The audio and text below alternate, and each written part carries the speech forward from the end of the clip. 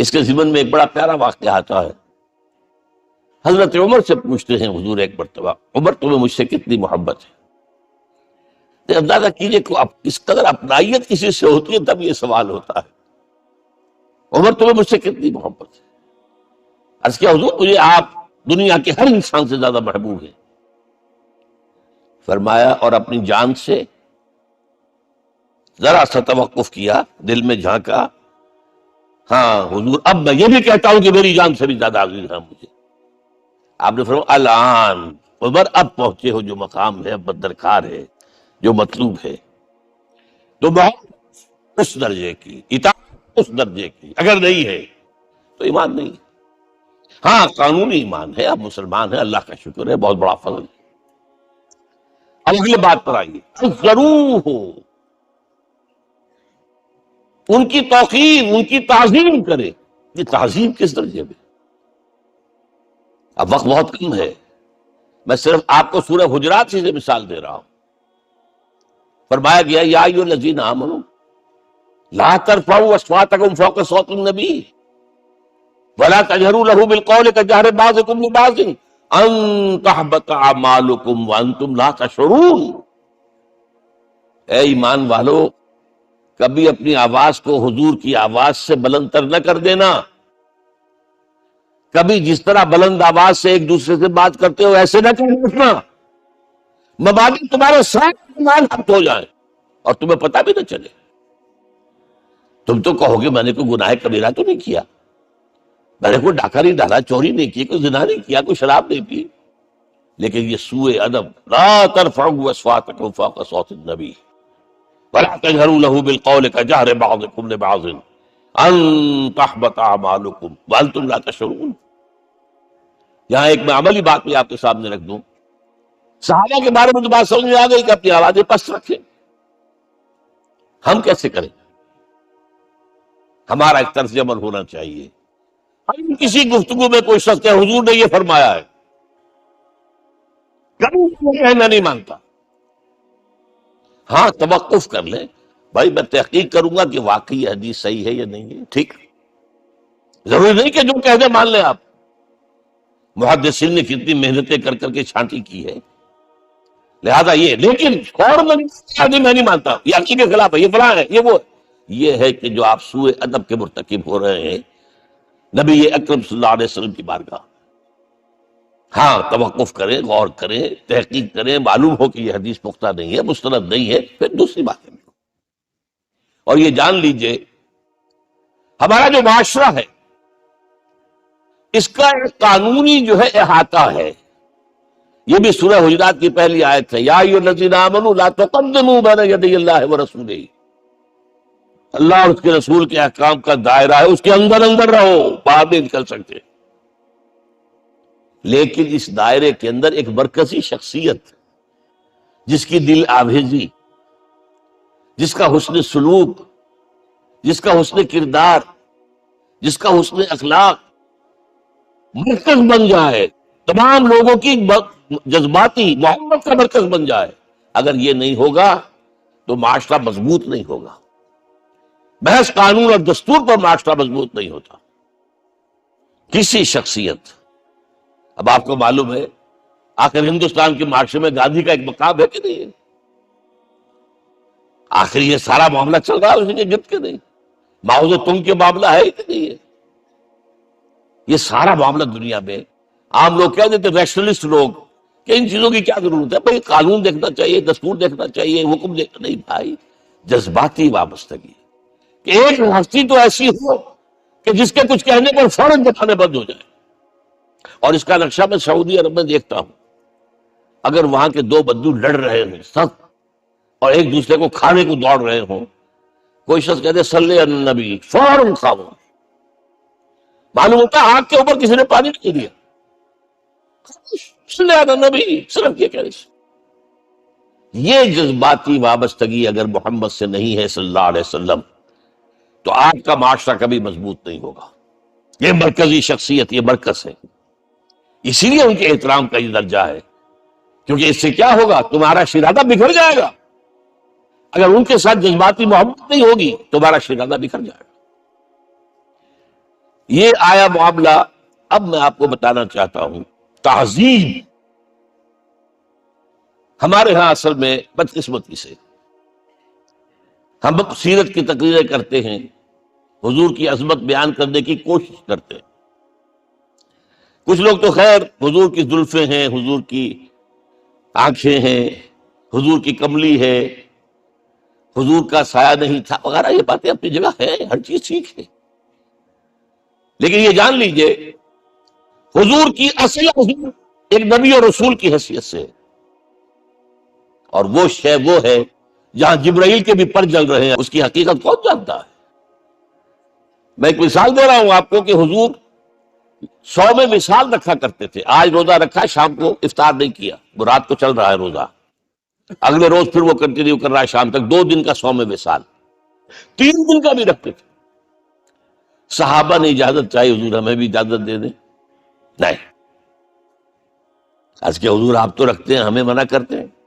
اب سنیے، ایکم مثلی، تم میں سے کون ہے مجھ جیسا؟ ابھی تو میں تو اپنے رب کی گزارتا ہوں. ہوا یطعمنی ویسقین، وہ مجھے کھلاتا اور پلاتا ہے. کیا سمجھیں گے ہم؟ کیا ہماری سمجھ میں آئے گا؟ یہ معاملہ نبوت کے جو اسرار اور رموز ہیں، ان کا جو مقام اور مرتبہ ہے، وہ کوئی نبی پہچان سکتا، غیر نبی تو پہچان نہیں سکتا. ایک ڈاکٹر کا کیا مقام ہے اپنے فن میں، وہ کوئی ڈاکٹر ہی سمجھ سکے گا نا، غیر ڈاکٹر کہاں سمجھے گا؟ اور حقیقت میں وہی سمجھے گا جو اس سے بھی اوپر کا ڈاکٹر ہے. نیچے والا تو نہیں سمجھ سکتا. جو کم وہ تو صرف اوپر دیکھے گا، اللہ اللہ خیر صلی اللہ. جو اوپر ہے اور ظاہر ہے محمد سے اوپر کوئی نہیں صلی اللہ علیہ وسلم. یہی وجہ ہے، دیکھیے شیخ سعدی کو کیا کہنا پڑا، یا صاحب الجمال و یا سید البشر من وجهك المرير قد نور القمر لا يمكن الثناء كما كان حقه بعد خدا بزرگ قصہ مختصر. اے محمد صلی اللہ علیہ وسلم، آپ کی ثنا جیسے کہ حق ہے ہو نہیں سکتی. غالب اس سے بھی آگے گیا، میں بات ابھی آپ کو سناتا ہوں شعر اس کا. آپ کی ثنا کا حق ادا ہو ہی نہیں سکتا. بس ہم یہ جانتے ہیں اللہ کے بعد آپ کا مقام. غالب جو آگے گیا ہے کہتا ہے، غالب ثنا خواجہ بیزداں گزاشتے کہاں ذات مرتبہ دان محمد است. اے غالب، ہم نے تو حضور کی ثنا تو اللہ کے حوالے کر دی ہے، اس لیے کہ وہی ذات جانتا ہے مرتبہ محمد کا کیا ہے صلی اللہ علیہ وسلم. ہم بیان کرنے کی کوشش کریں گے تو توہین کر بیٹھیں گے. ایک لطیفہ ہے، ایک بیچارہ کوئی دیہاتی کہیں پھنسا ہوا تھا کسی جگہ، تھکا ہوا چل رہا تھا، ڈپٹی کمشنر صاحب جا رہے تھے، کار میں بٹھا لیا. اب اس نے کہا، پتر تینو اللہ پٹواری کرے. اب اس غریب کے جو ہے اس کے ذہن میں تو پٹواری سے اوپر تو کچھ ہے ہی نہیں. اس کے قلم سے جو ہے ادھر کا انتقال ادھر ہو گیا، ادھر کی زمین ادھر چلی گئی. تو ڈی سی کو وہ تعریف کر رہا ہے اپنے سمجھ کے مطابق، پٹواری کرے. تو ہم کہیں پٹواری والا معاملہ نہ کریں. ہاں ایک پہلو ایسا ہے جس کے حوالے سے حضور کی عظمت ہماری سمجھ میں آئے گی. حضور ایک انسان کی حیثیت سے کیا تھے، ایک باپ کی حیثیت سے آپ کا کیا طرز عمل تھا. ذرا یاد کیجئے، جگر گوشہ رسول حضرت فاطمہ بطول رضی اللہ تعالیٰ عنہ وہ حاضر ہوتی، ابا جان دیکھیے چکی پیس پیس کر یہ گھٹے پڑ گئے میرے ہاتھ میں، یہ کنویں سے پانی لاتی ہوں، مشکیزیں کہ یہاں پر بندیاں پڑ گئی. حضور اب تو عام لوگوں پر بھی آسانیاں ہیں، لوگوں کے ہاں غلام آ گئے ہیں، کنیزیں آ گئی ہیں، مال و دولت آ گئی ہے. مجھے بھی کوئی غلام کنیز عطا ہو جائے. اور آپ کو معلوم ہے یہ لخت جگر نور چشم محمد کی سب سے پیاری بیٹی صلی اللہ علیہ وسلم، کوئی شک نہیں اس میں، فاطمہ کیا بیتی ہوگی حضور کے قلب پر. لیکن فرمایا، کیا بیٹی یہ دنیا کی چیزیں ہماری لیے نہیں ہیں، میں تمہیں اس سے بہتر شے دیتا ہوں، تسبیح فاطمہ. ہر نماز کے بعد 33 مرتبہ سبحان اللہ، 33 مرتبہ الحمدللہ، 33 مرتبہ اللہ اکبر کہہ لیا کرو. لیکن سوچ لیجئے دل پر کیا گزری ہوگی صلی اللہ علیہ وسلم. حضرت عائشہ سے پوچھئے، حضرت خدیجہ سے پوچھئے حضور کیسے سوتے؟ آپ سے زیادہ خواتین کے حق میں نرم. گھر کیا کام جاتے ہیں، کپڑے جو ہے بوسیدہ انہیں سی رہے، گھر میں بیٹھے ہوئے یہ کام کرتے تھے. بہرحال ایک بات میں آپ سے عرض کروں،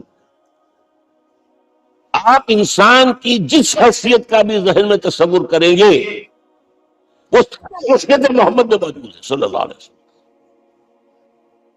محمد حاکم کی حیثیت سے بھی ہے، محمد سب سالار کی حیثیت سے بھی ہے، محمد قاضی القضات بھی ہے، محمد مجسٹریٹ بھی ہے،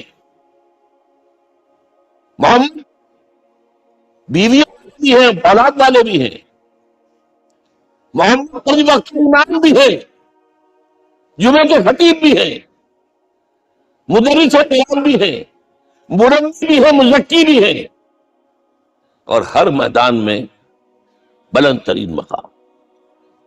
کوئی ایسی جامع شخصیت ملے گی؟ ہمارے ہاں تو حال یہ ہے کہ جو خطیب صاحب ہوتے ہیں وہ 5 وقتہ نماز کیسے پڑھا سکتے؟ ان کا تو اونچا مقام ہے.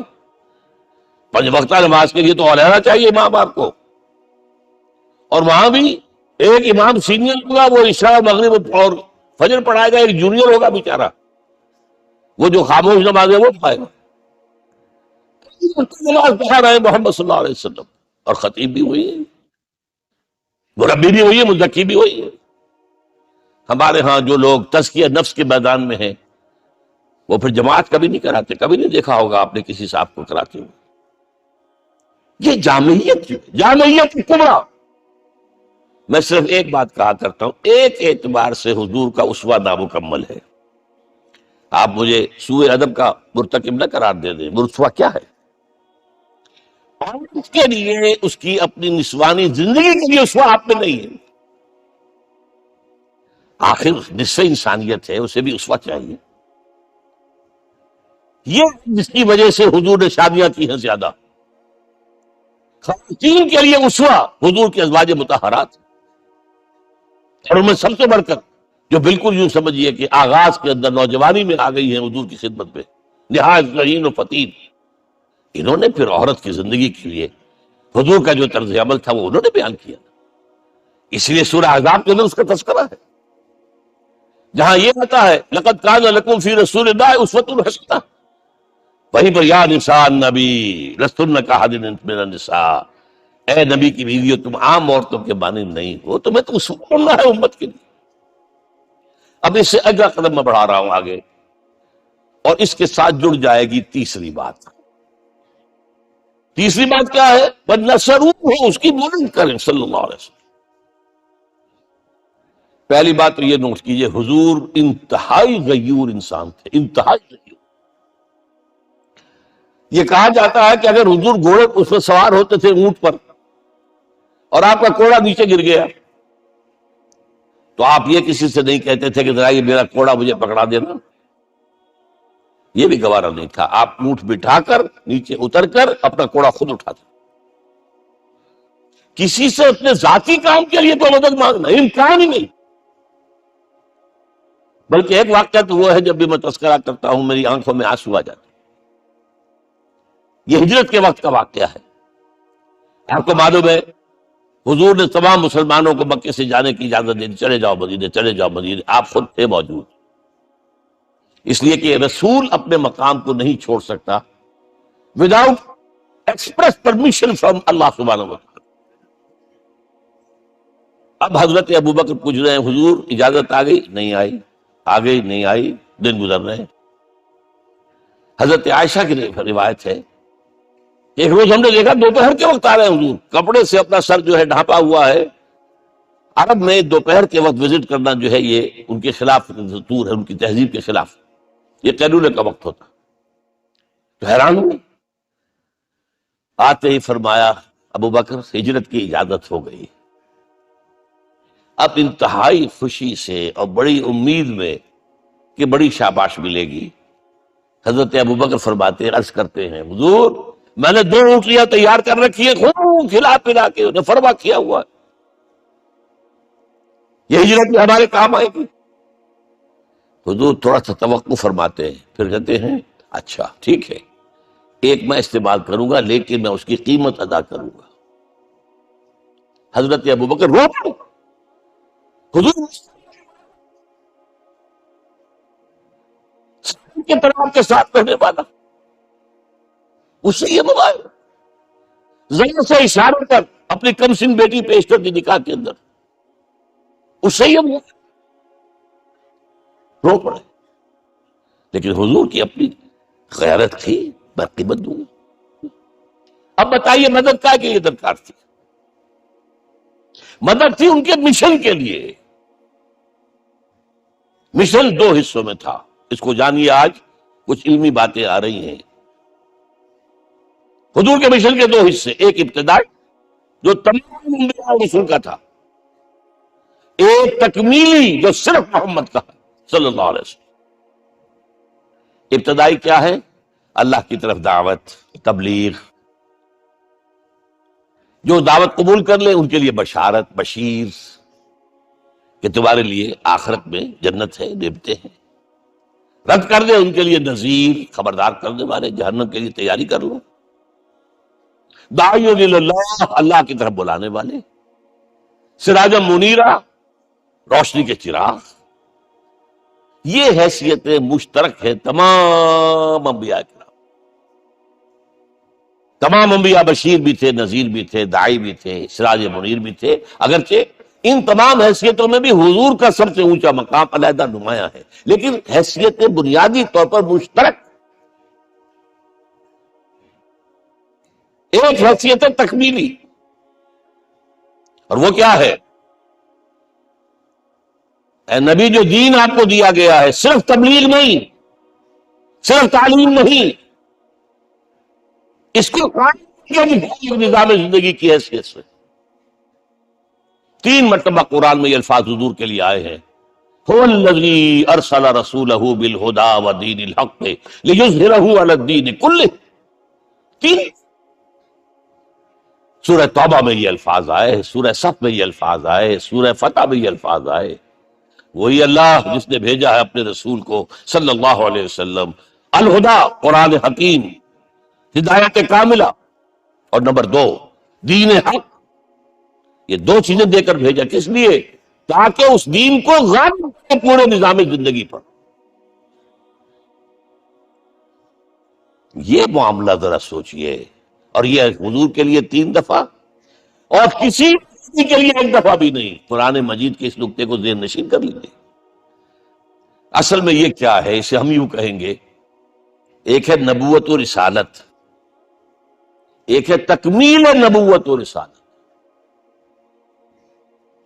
ہمارے ہاں ختم نبوت کے اوپر تو زور دیا گیا ہے، اور صحیح کیا گیا ہے، ایمان کا ہمارا جز ہے۔ حضور کے بعد کسی نے بھی دعویٰ کیا نبوت کا، وہ جھوٹا کذاب دجال، جس نے مانا وہ بہرحال دائرہ اسلام سے خارج ہے، اور جو بھی کچھ ہوا کرے وہ۔ یہ چونکہ قانونی بات تھی، اس لیے اس کا حق ادا کیا علماء کرام نے، واقعہ یہ ہے کہ اس میں کوئی کمی نہیں کی رکھی، لیکن حضور کی فضیلت اس میں نہیں ہے۔ فرض کیجئے کہ نبوت چلی آ رہی تھی ہموار طور پر، ایک جگہ آ کے ختم ہو گئی، تو فضیلت کون سی ہوئی؟ نہیں، نبوت و رسالت تدریجاً ترقی کرتے ہوئے اپنے نقطۂ عروج پر پہنچ کر ختم ہوئی، یہ ہے فضیلت۔ اب سوچئے، حکم دیا گیا حضور کو، تو کیا تورات میں ہدایت نہیں تھی؟ سورہ اعراف کی آیت ہے، سورہ مائدہ کی، انا انزلنا التوراۃ فیہا ھدی ونور، ہم نے نازل کی تھی تورات، اس میں ہدایت بھی تھی، نور بھی تھا۔ ہم مانتے ہیں اللہ کی کتاب کی۔ وہی فرمایا ہے انجیل فیہ ھدی ونور، اس میں ہدایت بھی تھی، نور بھی تھا۔ پھر یہ الہدا قرآن آیا، یہ کیا ہے؟ ہدایت نے درجہ بدرجہ ترقی کرتے ہوئے قرآن میں آ کر کامل ہو گئی، ہدایت کامل۔ وجہ کیا ہے؟ انسان کا شعور بھی تو درجہ بدرجہ بڑھا ہے۔ ایک وقت تھا ہماری ہمارا بچپن تھا، فکر کے اعتبار سے، سوچ کے اعتبار سے، علم کے اعتبار سے ہمارے آباء و اجداد کبھی جو رہتے تھے غاروں کے اندر یا کبھی آئے ہیں تو کیا تھا ان کے پاس؟ اب اس وقت جو ہے کسی کو آپ پرائمری کے بچے کو پی ایچ ڈی ڈاکٹر رکھ دیجئے ٹیوٹر، تو کیا پڑھائے گا؟ پڑھائے گا تو وہی جو پرائمری کا بچہ سمجھ سکے۔ لہذا وہ جو کہا گیا تھا آدم کو اس زمین کی خلافت دیتے، فَإِمَّا يَأْتِيَنَّكُم مِّنِّي هُدًى فَمَن تَبِعَ هُدَايَ فَلَا خَوْفٌ عَلَيْهِمْ وَلَا هُمْ يَحْزَنُونَ۔ یہ ہدایت رفتہ رفتہ آئے گی آئے گی آئے گی آئے گی۔ اور یہ بات جان لیجئے، پروفیسر ڈاکٹر محمد شریف نے جو کتاب لکھی ہے فلسفے کی تاریخ پر، اس میں بتایا ہے کہ 1200 برس انسانی تاریخ کے بہت ہی پروڈکٹیو ہے فلسفیانہ فکر کے لیے۔ From 600 BC to 600 AD 1200 years فلسفے اسی میں پیدا ہوئے۔ سقراط، وقار، افلاطون اور یہ سب نکل گئے، اور کنفیوشس بھی آ گیا، تاؤ بھی آ گیا، اور بدھ بھی آ گیا، جین بھی آ گیا، سب آ گئے، سب آ گئے۔ گویا کہ انسان جب کچھ سوچ سکتا تھا، جتنا سوچ سکتا تھا سوچ چکا۔ اور یہ بھی سنا دوں، حضرت عیسیٰ نے کہا تھا اپنے حواریوں سے، ڈپارٹنگ جو میسج تھا، مجھے ابھی تم سے اور بھی بہت باتیں کرنی تھی لیکن تم ان کا تحمل نہیں کر سکو گے، جب وہ فارقین آئے گا صلی اللہ علیہ وسلم تو تمہیں سب کچھ بتائے۔ لہذا جب انسان بلوغت کو پہنچا ہے فلسفیانہ فکر کے اعتبار سے، تب، اور یہ بھی نوٹ کر لیجئے، بہت اہم بات کہہ رہا ہوں، چند مہینے غار حرا کی تنہائیوں میں اللہ تعالیٰ نے حضور کو وہ سارا ذہنی سفر طے کرایا۔ کیا کرتے تھے حضور جا کر غار حرا میں؟ کبھی سوچا آپ نے؟ اگر آپ یہودیوں میں پیدا ہوئے ہوتے تو یہودی طرز پر آپ عبادت کرتے، اگر کہیں عیسائیوں میں پیدا ہوتے تو عیسائیوں کی طرف پر آپ تو نہیں تھے، آپ تو پیدا وہ مشرکین میں شرک کرنے کا امکان ہی نہیں آپ کے لیے، تو کیسے کرتے؟ حدیث کے الفاظ یہ تحنس فی، وہاں جا کر عبادت کرتے تھے۔ اب شارحین حدیث نے بہت عمدہ لکھا ہے، کہنا صفت و تعبد ہی فی غار حرا التفکر والاعتبار، غار حرا میں آپ کی عبادت فکر، غور و فکر، تفکر و اعتبار، جس کی میں تعبیر یہ کر رہا ہوں، جس کو کہا کبھی اکبر الہ آبادی نے، خدا کے کام دیکھو بات کیا ہے اور کیا پہلے، نظر آتا ہے مجھ کو بدر سے غار حرا پہلے۔ تم غار حرا کو نہیں جانتے؟ خلوت گزین قوم آئینوں کی حکومت آفرید۔ The most productive part of the period life of Muhammad is that which he passed in غار حرا۔ فکر کی ساری جو ہے بلندیاں طے کی، تب آیا ہے اقرا بسم ربک، اب اللہ کا الہدیٰ شروع ہوا ہے۔ اچھا، اسی طرح نمبر 2، دین مکمل ہوا ہے۔ ورنہ جب ہم کبھی غاروں میں رہتے تھے کسی میونسپلٹی کا بھی سوال نہیں، نظام کسے کہیں گے؟ پھر یہ ہے کہ قبائلی نظام آیا، چلیے ایک شیخ ہے اس کا کہنا ماننا ہے سب کو، کچھ نظام تو بن گیا نا۔ اور نظام جہاں آئے گا جکڑ بندی ہو جائے گی، اب تم فلاں قبیلے کے شخص ہو، اس کا قبیلے کا سردار یہ، تمہیں حکم ماننا پڑے گا، اس قبیلے کی روایت یہ ہے، تمہیں پیروی کرنی پڑے گی، you have to do it whether you like it or not۔ پھر آپ کی سٹی اسٹیٹس وجود میں آئی، پھر امپائرز وجود میں آ گئے۔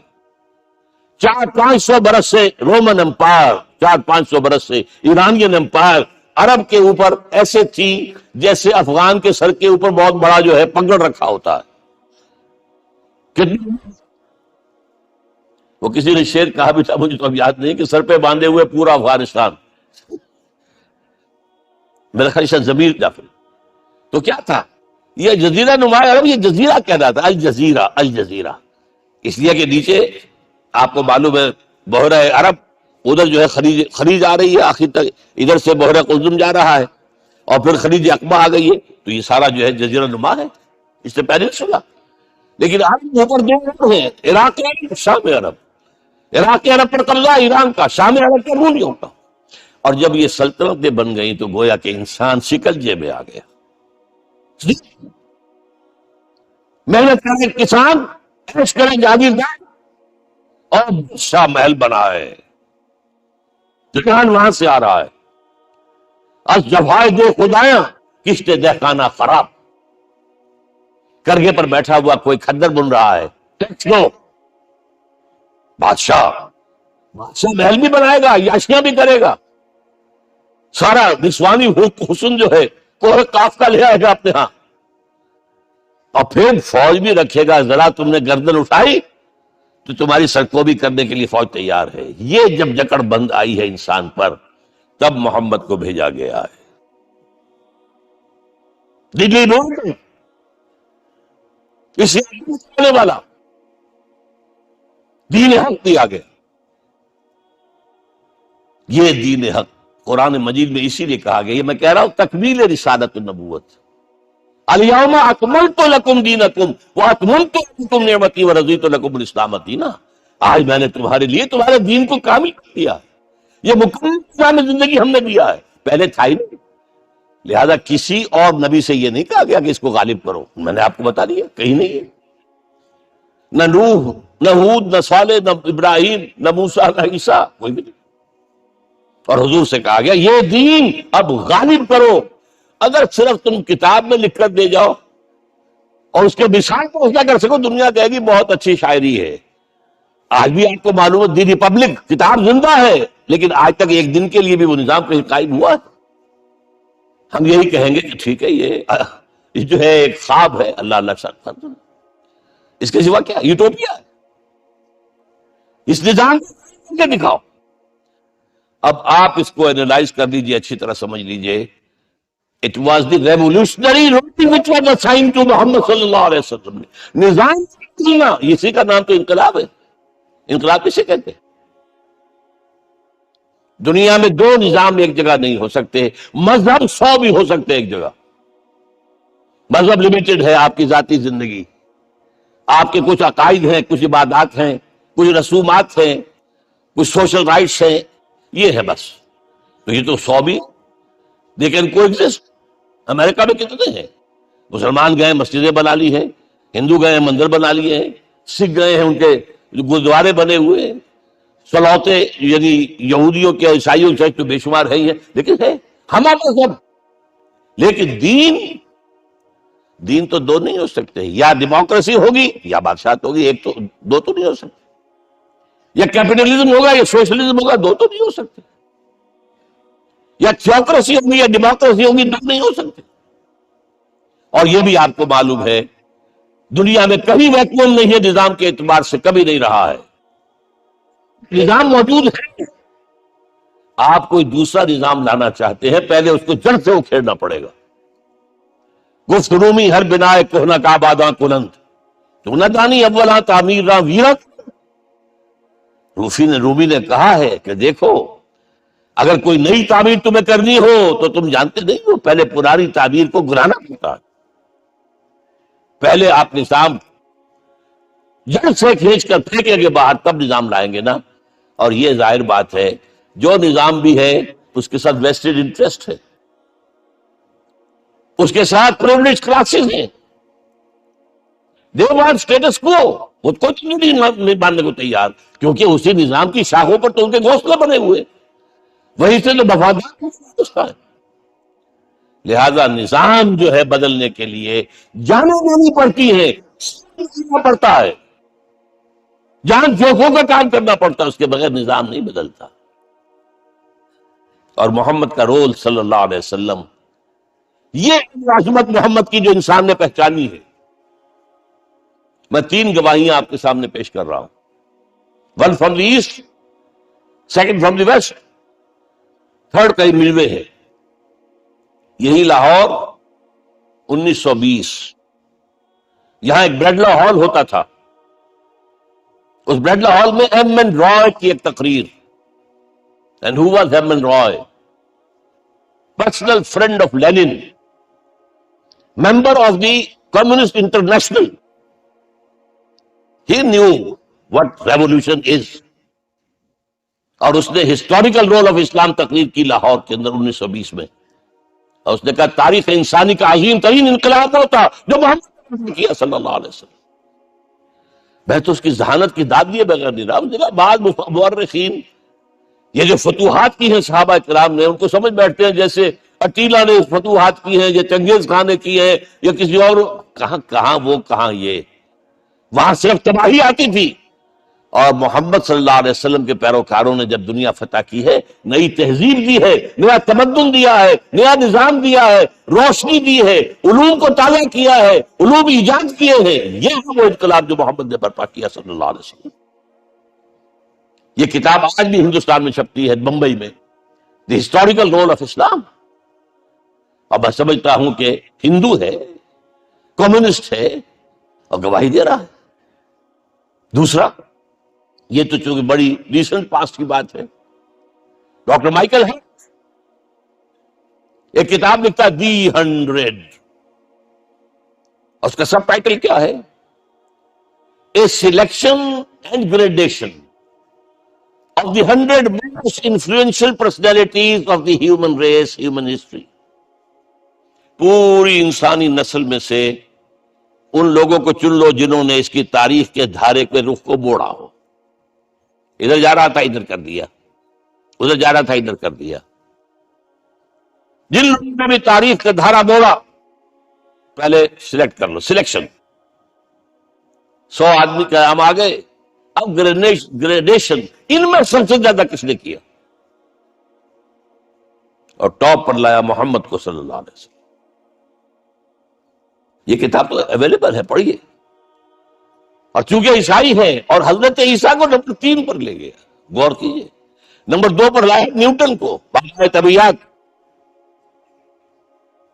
اور پھر کہتا ہے naturally I owe an explanation. میں عیسائی ہوتے ہوئے I am placing Muhammad at one at top, how? This is because, یہ لفظ یاد کیجئے، this is because he is the only person, the only person supremely successful in both the religious and secular fields۔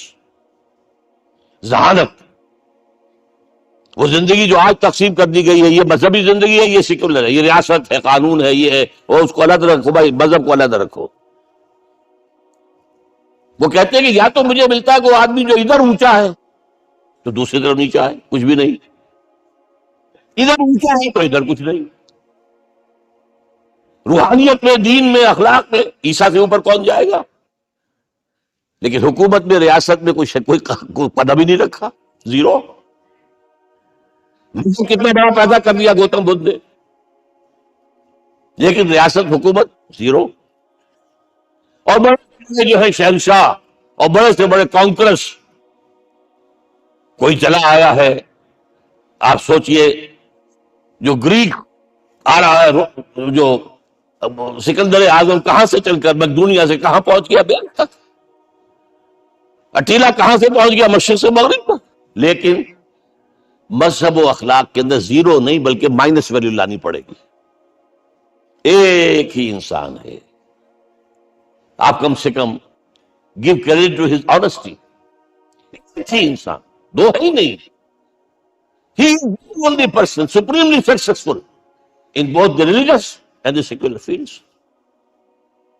اب آئیے تیسری میں گواہی دے رہا ہوں ایک ایسے شخص کی جو ویسے شاتم رسول ہے، گالیاں دی ہیں اس نے، بدترین گالیاں دی، رقیق حملے کی، جیسے رشدی نے کیے ہیں، ایسے تسلیمہ نسرین نے کیے ہیں، سب اس طرح کے کیے ہیں۔ وہ ایچ جی ویلز ہے، فکشن سٹوری رائٹر، ہسٹورین بھی ہے۔ 2 کتابیں ہیں اس کی تاریخ پر، تاریخ انسانی عالم، short history of the world and concise history of the world. جو رقیق حملے کیے ہیں میں اس کا ذکر نہیں، اس لیے کر دیا کہ معلوم ہے وہ دشمن ہے، دوست نہیں ہے۔ اگر کسی کا دوست ہوگا تو تعریف کریں گے، وہ دشمن ہے، میں اسٹیبلش کرنا چاہتا ہوں، ہی از انیمی۔ اور عربی زبان کا ایک مقولہ یہ ہے کہ الفضل ما شہدت بہ الاعداء، فضیلت تو وہ ہوتی ہے جس کی ایک گواہی دشمن دے۔ جب وہ آیا ہے concise history of the world میں، چیپٹر آخری حضور کا، جو حضور کے چیپٹر میں جو آخری بات خطبہ حجۃ الوداع کو کوٹ کیا ہے، لا فضل لعربی علی عجمی ولا لعجمی علی عربی ولا لأحمر علی اسود ولا لأسود علی احمر الا بالتقوی۔ کسی عرب کو کسی عجمی پر کوئی فضیلت نہیں، کسی عجمی کو کسی عرب پر کوئی فضیلت نہیں، کسی گولے کو کسی کالے پر کوئی فضیلت نہیں، اور کسی کالے کو کسی گورے پر کوئی فضیلت نہیں، ہاں تقوی کے ساتھ فضیلت۔ اب ذرا میرا ایک ایک لفظ نوٹ کیجئے، کیا لکھتا ہے اس پر؟ The sermons of human freedom, fraternity, and equality were said before also. And we find in these sermons in Jesus of Nazareth. مسیح ناصری حضرت عیسیٰ علیہ السلام کے ہاں بھی واعظ تو ہمیں بہت ملتے ہیں. It must be accepted that it was Muhammad sallallahu alaihi wasallam who for the first time in history established a society based on these principles. انسانی حریت، اخوت، مساوات، اس کے واعظ کہنے تو بہت آسان ہے، تقریریں کرنی تو بہت آسان ہے، لیکن ان ویلیوز کو باقاعدہ اسٹیبلش کرنا ایک سوسائٹی میں ماننا پڑتا ہے. یہ اسے دینا پڑا کریڈٹ جو بھی ہے. لیکن ایک بات نوٹ کر لیں، مبادہ کہیں آپ میرے بارے میں سوء ظن ہو جائے، تازہ ایڈیشن جو اب اویلیبل ہے اس میں سے یہ نکال دیے گئے ہیں. آج کے جو ان کے ایڈیٹرز ہیں ان کے حلق سے نیچے نہیں اتر رہے. اتنی بڑی حقیقت. آپ پنجاب لائبریری یا پبلک لائبریری سے جا کے پرانا ایڈیشن لیجیے، کون سائی آف دی ورلڈ کے اندر آپ کو یہ الفاظ مل جائے گے. Although the sermons of human fraternity, freedom and equality were said before also, and we have a lot of these sermons in Jesus of Nazareth, but it must be accepted that it was Muhammad sallallahu alaihi wasallam who for the first time in history established a society based on these principles. اب یہ جو mission میں نے آپ کے سامنے رکھا، ایک بنیادی مشن، قرآن کی تبلیغ کرو، تبلیغ کرو، تبلیغ کرو، تبلیغ کرو. یا ایھا رسول بلغ ما انزل الیک من ربک وان لم تفعل فما بلغت رسالتہ. نمبر 2، جو دین حق دیا اسے غالب کرو، قائم کرو، نافذ کرو، اس کی مثال پیش کرو دنیا کے سامنے. ان دونوں میں مدد درکار تھی محمد الرسول اللہ. جیسے حضرت مسیح نے کہا تھا، بس قال عیسی ابن مریم للحواریین من انصاری الی، کون ہے میرا مددگار اللہ کی راہ میں. جیسے کہ اللہ فرماتے سورہ حدید میں، بڑی پیاری آیت ہے، بڑی ریولیوشنری آیت ہے، بلکہ میں لفظ استعمال بڑی ننگی انقلابی آیت ہے قرآن مجید کی. اتنا سچ اللہ تعالیٰ ہی سچ بول سکتا ہے، کوئی اور تو ضرور کہیں نہ کہیں اس کے اوپر کوئی کپڑا ڈال کے بات کرے گا. آیت نمبر 25 آف سورۃ الحدید، لقد ارسلنا رسلنا بالبینات، ہم نے اپنے رسولوں کو بھیجا واضح نشانیوں کے ساتھ، معجزات کے ساتھ. وانزلنا معهم الکتاب والمیزان، ان کے ساتھ کتاب اتاری، شریعت اتاری، میزان اتاری، نظام اتارا. لِيَقُومَ النَّاسُ بِالْقِسْطِ، تاکہ عدل پر قائم ہو. اس لیے کتاب کیوں بھیجی، رسول کیوں بھیجے، نبی کیوں بھیجے، وحی کیوں بھیجی؟ تاکہ لوگ عدل پر قائم ہوں. یہ اس سے بڑی آیت کوئی ہوگی؟ عدل اجتماعی، سوشل جسٹس. اب اگلا ٹکڑا پڑھیے، وانزلنا الحدید، ہم نے لوہا بھی اتارا ہے، فیہ باس شدید، اس سے اسلحہ بنتا ہے، جنگی قوت ہے. وَلِيَعْلَمَ اللَّهُ مَن يَنصُرُهُ وَرُسُلَهُ بِالْغَيْبِ، اور اللہ دیکھ لینا چاہتا ہے کون ہے اس کے وفادار بندے جو لوہے کی طاقت کو ہاتھ میں لے کر اللہ اور اس کے رسول کی مدد کرتے. دین اللہ کو اسے قائم کرنا اللہ کی مدد ہے، اسے قائم کرنا محمد کا فرض ہے، اس کے جد و جہد کرنا محمد کی مدد ہے صلی اللہ علیہ وسلم. یہ تھی نصرت. اور یہ نصرت آپ کو معلوم ہے حضور کی زندگی میں صحابہ نے کرام نے کی ہے کہ نہیں کی؟ جو ایمان لائے فوری بھائی بن گیا.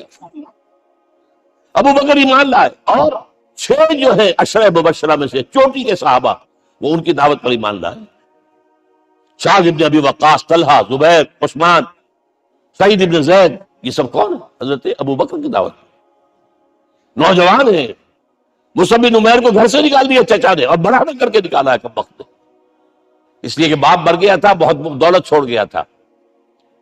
ماں نے بڑے ناز و نام میں پالا تھا. کہتے 200 درہم کا جوڑا اس کا بن کر آتا تھا شام سے.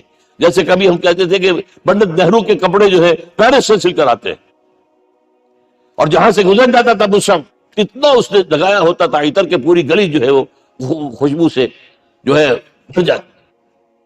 چچا نے بلایا، تم جو یہ گلچھرے کر رہے ہو اپنے باپ کی دولت پر نہ، اور تم اسے کہتے ہو کافر، نکل جاؤ. وہ چلنے لگے.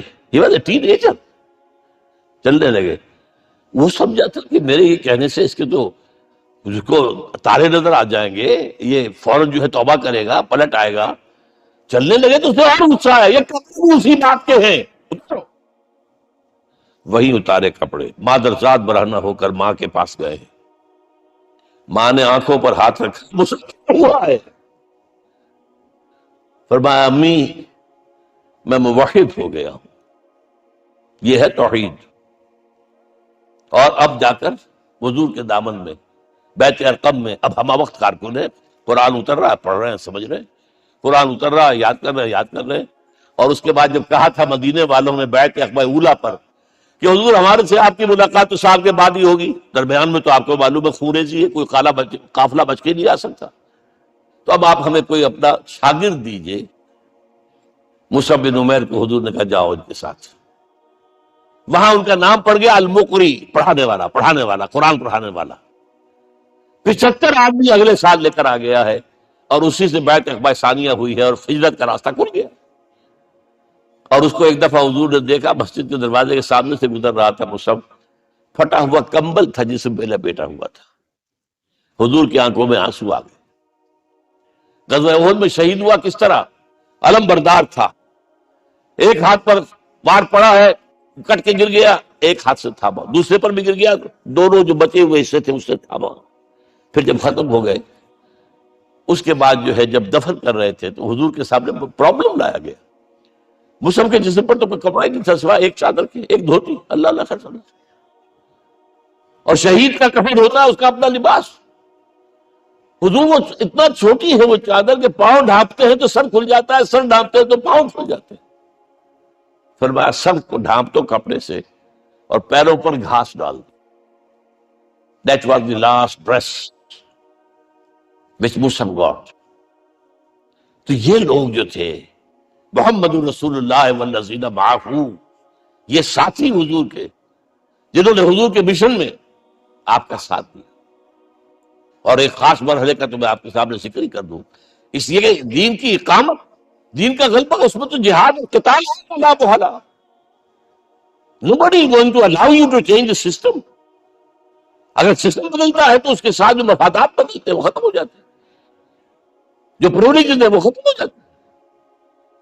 لہذا جب غزوہ بدر کا مرحلہ آیا ہے، حضور نے مجلس شورا منعقد کی، اور آپ نے جو وہی سے آپ کو بتا دیا گیا تھا، دیکھو ایک قافلہ آ رہا ہے شمال سے، مال غنیمت سے لدا پھدا ہے، اور 50 صرف اس کے ساتھ محافظ ہیں۔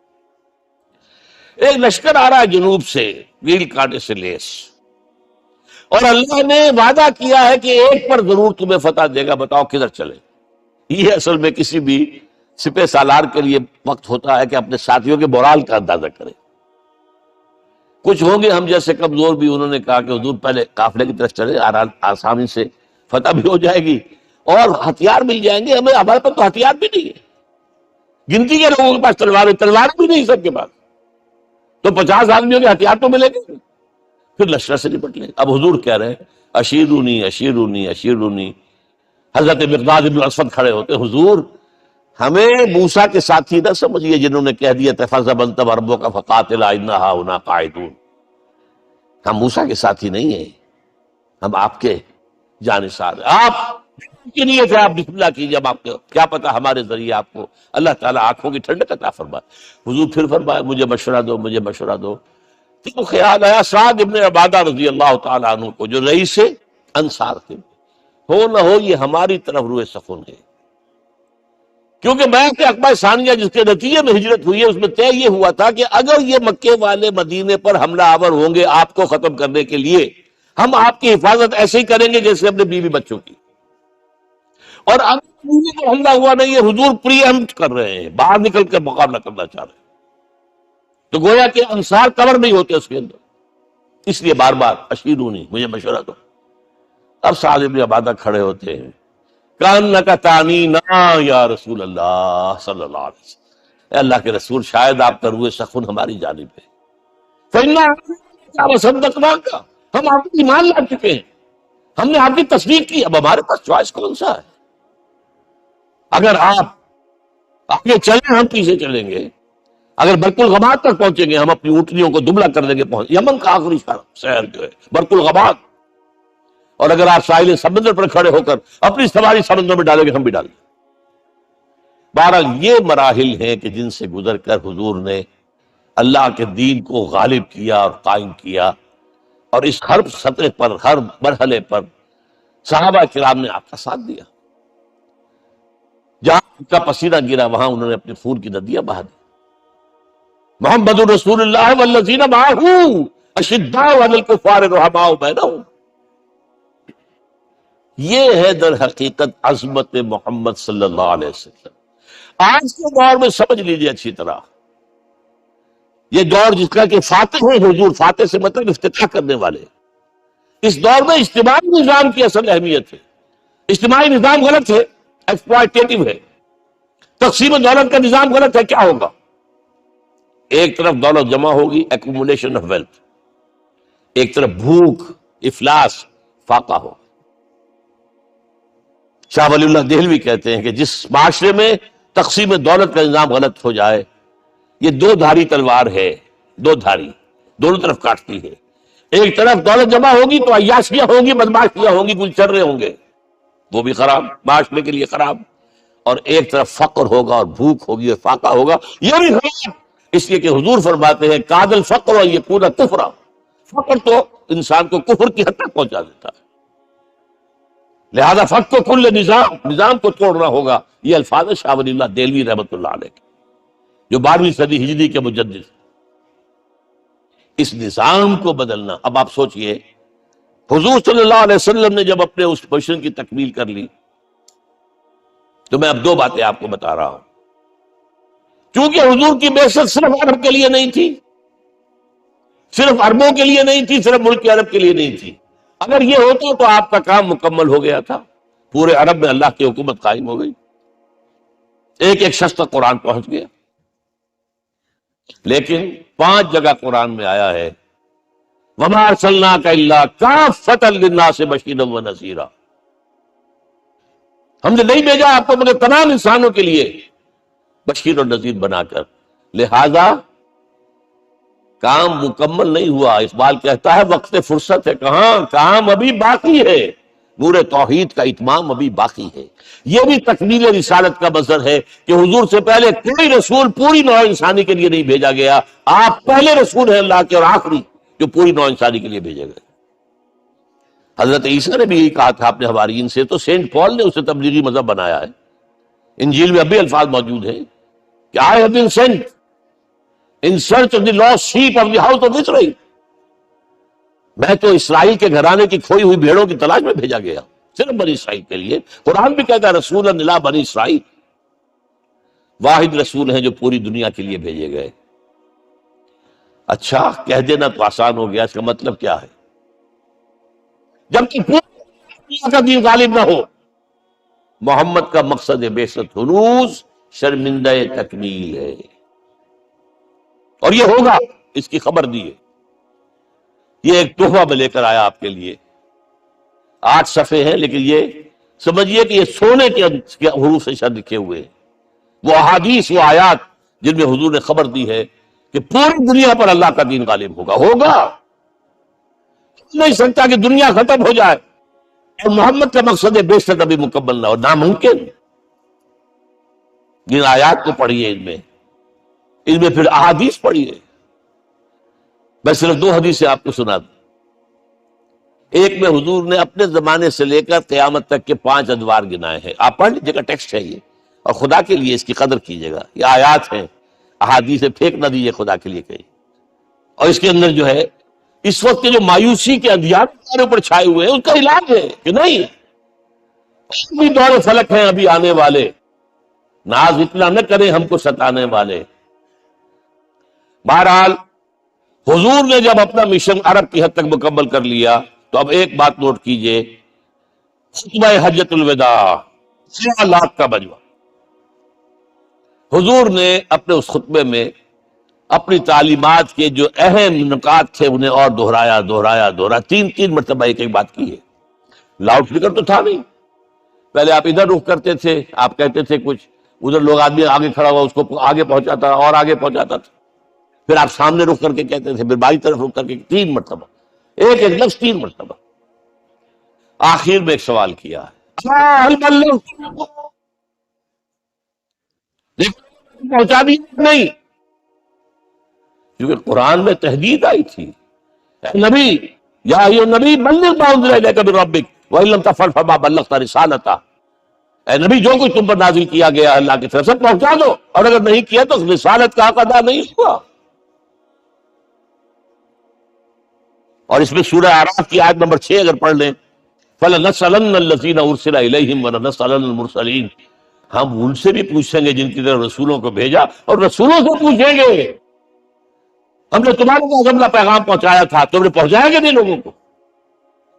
اس لیے حضور نے گواہی لی، اللہ تو دیکھو میں نے پہنچا دیا کہ نہیں. اور جواب کیا ملا؟ انا نشہد انک قد بلغت رسالۃ وادیت الامانۃ ونصحت الامۃ وکشفت الغمۃ.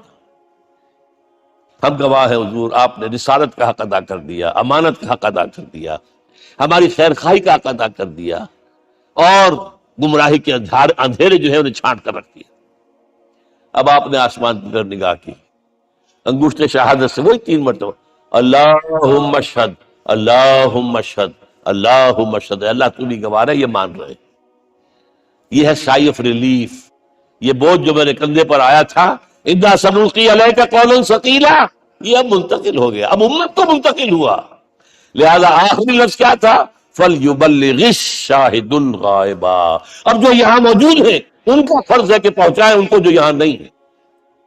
میں صرف تمہارے لیے رسول نہیں ہوں، ایک ایک فرد نوع بشر تک دنیا میں جو اس وقت ہے، اور ایک ایک فرد نوع بشر جو آخر تک آئے گا قیامت تک، اس تک قرآن پہنچانا تمہارے ذمہ ہے. ہم نے نہیں پہنچایا، اسی لیے آج ہم اللہ کے عذاب میں ہیں. آج کیوں ذلیل کے کل تک نہ تھی پسند گستاخی فرشتہ ہماری جناب میں. 1.5 بلین مسلمان، لیکن عزت نام کی کوئی شے ہے؟ G7 G9 G11 G13 G15 کوئی مسلمان بھی ہے ان میں؟ نہ 3 میں، نہ 13 میں، نہ G7 میں، نہ G15 میں، نن. اتنی سیکورٹی کونسل میں کسی سیٹ کی امید ہے؟ بس آپ کے وسائل پر ان کی ہے، آپ کی ٹیکسیشن کے احکام وہاں سے آ رہے ہیں.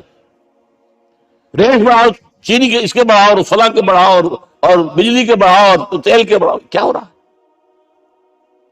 کیوں ذلیل؟ اور نمبر 2، آج دنیا میں خون اگر بہ رہا ہے تو صرف مسلمان کا ہو گیا. مانند آب ارضا مسلمان کا لہو.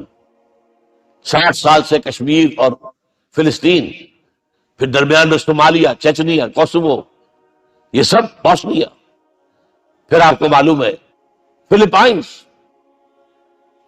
پھر جو کچھ ہوا افغانستان میں، اور جو کچھ ہوا اب ہو رہا ہے، جو کچھ ہوا عراق میں. یہ کیوں ہے؟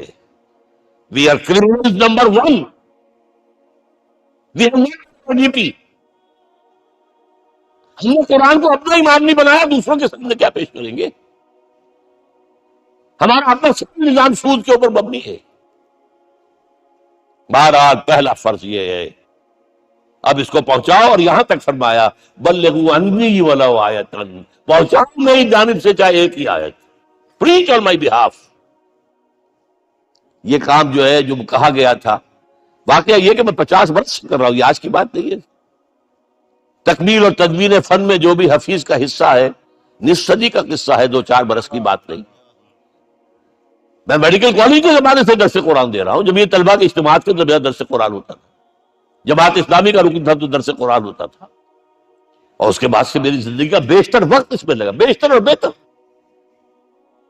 یہ حضور کا حکم ہے، پہنچاؤ میری جانب سے چاہے ایک یاد پہنچاؤ. اچھا نمبر 2، اب حکم دیا گیا، اس کی مثال میں دے رہا ہوں آپ کے سامنے. جب ایران کے ساتھ جنگ شروع ہوئی ہے تو سپہ سالار افواج ایران رستم نے وفد بلایا ہے.